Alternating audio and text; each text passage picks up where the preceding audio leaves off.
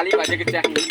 कैसे कहा हरिदास के पत्नी हमरा मनवा के हो, हमरा मनवा के लालसा पूरा दबिया कमल का पूरा दबिया, हमारा मनवा के लालसा पूरा दबिया कमल का घुमा दबिया, हमारा मनवा के लालसा पूरा दबिया कमल का घुमा दबिया ना।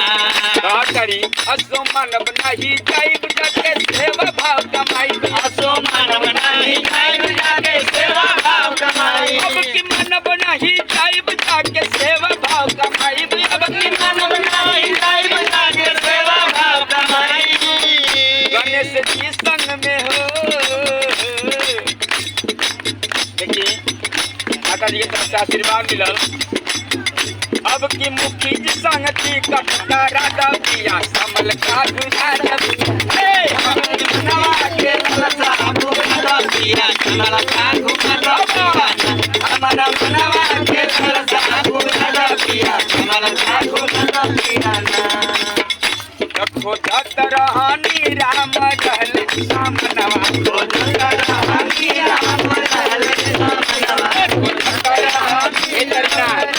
एक एक खोजत रहे केकरा मिल गइल बा हाथ उठाले साथ संग दोनों दोनों पूरा पूरा हाथ अब ताली बजा के ऊपर है।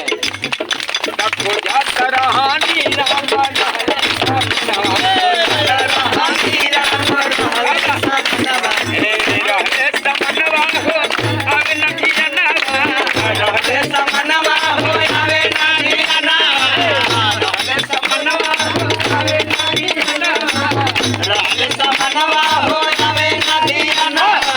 दत्त रहानी राम रहल सामनवा, ओ दत्त रहानी राम रहले सामनवा, ओ दत्त रहानी राम रहले सामनवा, ओ दत्त रहानी राम रहले सामनवा।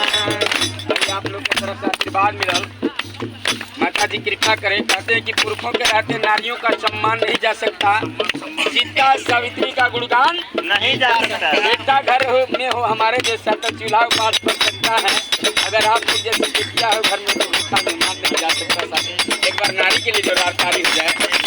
और हमारी प्यारी बहन सपना जी की तरफ से आशीर्वाद मिला है। इनके शादी में भी दास चेहरा गया था साथ में। और आइए जब कहत हन कि खोजत रहले राम रहले सामनवा, यही तो साथ संग जी एगो आदमी लंगड़त आवत रहे, आप दू जना खड़ा रहे लो। एक जना कहत रहे कि जान तरह काहे लंगड़त रहे, उनका कमर में दर्द बा भाई जी।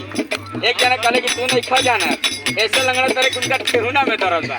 आ दोनों जना मारा मारी कर लियो साथ में यहाँ से कहना तो बहन जी जैसन केहू पहुँचल गलत करे महाराज आप लोग झगड़ा काहे कर रहे हैं। कहले कि का बताई हम कहतन कि कमर में दर्द बा, कहतन कि ठेहुना में दर्द बा। कहले कि झगड़ा मत करे, जब लगी न अवतार है, जब लगी अवतार तो पूछ लेबे के बा, जब लगे ले तो पूछल कि काहे लंगड़त रह कमर में दर्द बा। कहले कि तब काहे लंगड़त रह ठेहुन में दर्द।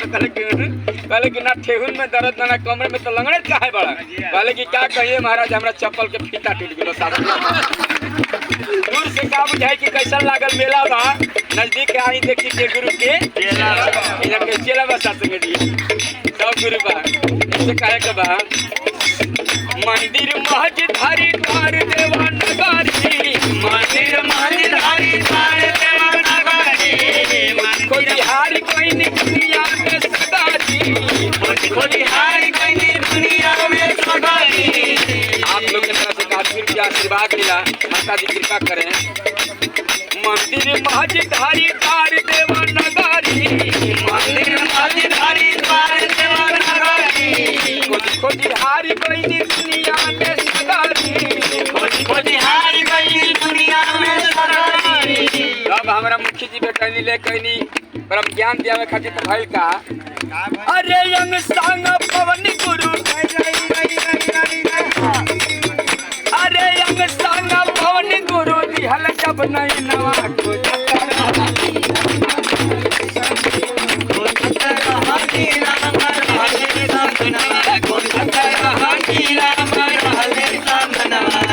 बहन के तरफ से आशीर्वाद मिलल।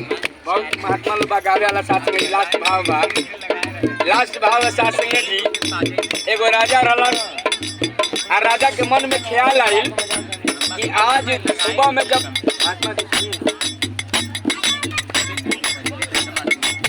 मत बोली आगे से कहीं तो बंद कर दीजिए प्यार से कहना। एगो राजा रहलन, हाँ देखिए तब माता जी की तरफ से पर आशीर्वाद दीता ये पर प्यार से कहना जोरदार ताली जो माता जी के साथ में।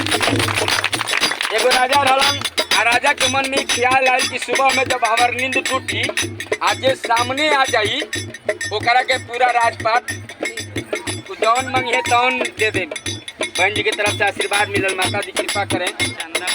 चंदा बहन जी के गोदी भरल रहो सासू जी प्यार से कहना। और राजा के मन में ख्याल आयल कि जे सामने आई आ जौन मांग दी उनका के दिया जाए प्यार से कहना। सास संगत जी राजा फिर रात में सोचले तो फिर मन में ख्याल आयल कि घरवे में अगर नींद खोल दे तो घरवे कदमिया का धावा देवे के पड़ी और चल कहीं दूर जाके नींद खोलल जाए। सास संगत जी सुबह भइल तो घोड़ा पर बैठल आँख मुदल है आ जाके जंगल में अपन आँख खोलल है तो देखले कि एगो लकड़ी हारा लकड़ी काटता है। कहले कि आज ये करे के राजा कर देवे के बा प्यार से कहना। कहले कि लकड़ी हारा के राजा कर देवे के बा। लकड़ी हारा से कहले कि भाई हम शपथ कहले बानी आज जवन मंगबा तवन तारा के दे दे, अगर आधा राजो पाट मंगबा तारा दे दे। कहले कि बाग महाराज आधा राज पाट जौन देवे को बाद में दी, अभी हमरा खैनी खाए के मन करता चूना दी साथ में प्यार से कहना। अभी हमरा मन करता खैनी खाए के चूना दी। तू है हाली हमनी के बा आवत नीचे जा का मांगे खातिर का मांगे लागत तन जा खाली कहतन जे एगो लड़का हो जाई, एगो घर बन जाई, एगो के नौकरी लग जाई। हम माता जी सब कुछ देवे वाली बड़ी सास जी, इसलिए टारगेट नहीं, नो टारगेट। हमें कंडीशन नहीं रखना है भक्ति और मोहब्बत और प्यार में सास जी माता जी सब देंगे। तो लास्ट भाव है मनवा से मीट कोइल हमरो भाजमावा, मनवा से मीट कोइल हमरो भाजमावा,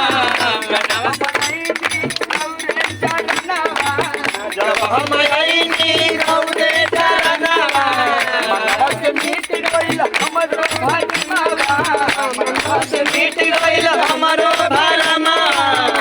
महात्मा के तरफ से आशीर्वाद मिलल, जिकरा जिकरा हाथ के तरफ से आशीर्वाद मिलल माता जी कृपा करिए। जिकरा जिकरा मन से भरम मिटल बा हाथ उठा के ताली बजाई साथ संगत ना तो जे भरम में बा पड़ो रहो साथ संगत उठा के मनवा से मीट कोइल हमरो भाजमावा, मनवा से मीट कोइल हमरो भाजमावा, सब हम आईनी इनके चरनावा, जब हम आईनी इनके चरनावा।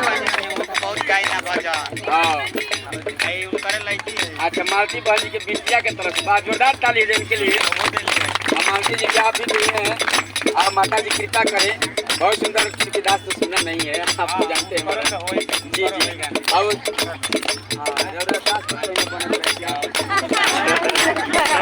माता जी कृपा कर देखिए सास पतो पे बात यहाँ गई। एक जनी पतो ही एक जनी सास रही आ दोनों जना पार्क में घूमे गइल आ दूगो कुर्सी लगा रहे, एगो कुर्सिया पर सास लिखा रहे, एगो पर पतो ही लिखा रहे। माने पतो ही वाली पर पतो ही बैठी है, सास वाली पर आ दोनों जनी जब पहुंचल तो सास जौना पर लिखा रहे ओकरा वो कुर्सिया के पतो ही साफ करत रही आ जौना पर पतो ही लिखा रहे ओकरा के सास साफ करत रही। सास संग जीते एगो बहन जी कही कि ये बहन जी बड़ा प्यार बारो रसम में हां सास पतो में बड़ा बनत है तो दुनिया में कतई बनत नहीं है। तो कल सुनो बनत थोड़े बा हमनी के घर में रोज लड़े नहीं बनत नहीं है गलती से। सास हमार सड़िया पहले ले बढ़िया हम उनकर पहले ले बढ़िया आ उनकर कुर्सिया हमेशा साफ करता है कि हमरा वही पे बच्चा कहीं गांडा मत लागे ऐसा में सोच मचा देंगे जी। इसलिए कहना है लास्ट बार मनवा से मीट कोइल हमरो भाजमावा, मनवा से मीट कोइल हमरो भाजमावा, जब हम आईनी इनके चरनावा, जब हम आईनी इनके चरनावा। इधर देखता हूँ उधर तू है हर समय में जलवा तेरा हूँ। अरे चारों ओरिया लौकया बताई रही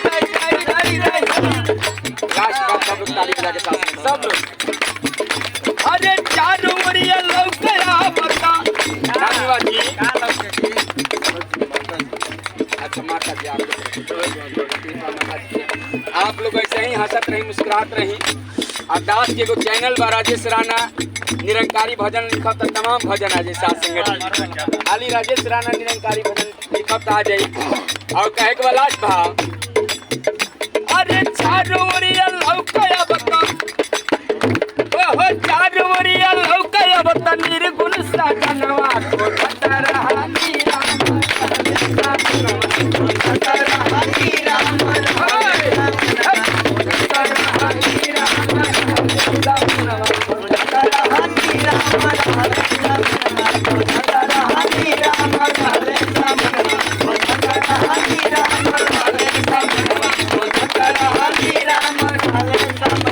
प्यार से कहना चाहिए।